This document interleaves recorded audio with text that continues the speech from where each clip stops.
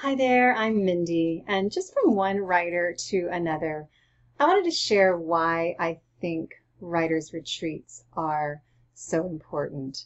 As writers, as creatives, as people who are trying to find words to express what's happening in our own lives, what we see happening around us, maybe difficult experiences that we've gone through that we want to share with others, hoping that maybe they don't have to go through that, or to be able to help them find a way through more successfully than we did. Maybe we just want to make people laugh. Maybe we want to share insight and information, encourage, change, motivate, inspire their lives in some way to be able to step towards something good for them, something like freedom and joy. We want to be able to do that for others, and so we have to do that for ourselves too, don't we? It's easy to get caught. I know I'm a type A, get it done. I work hard. I've got my to-do list. I like to get it done. But if I don't take time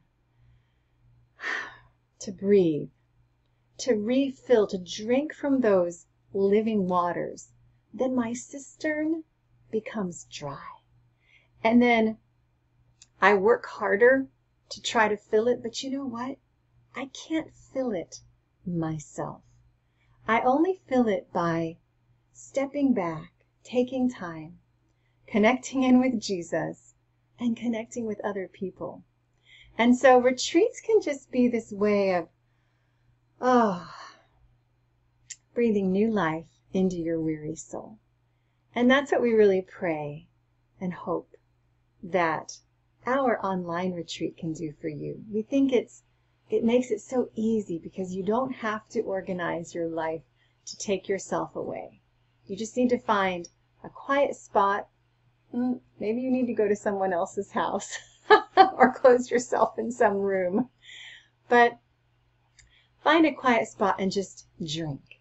Just enjoy the fellowship. Enjoy the inspiration and be equipped and prepared for the next step in whatever writer's journey the Lord has you on.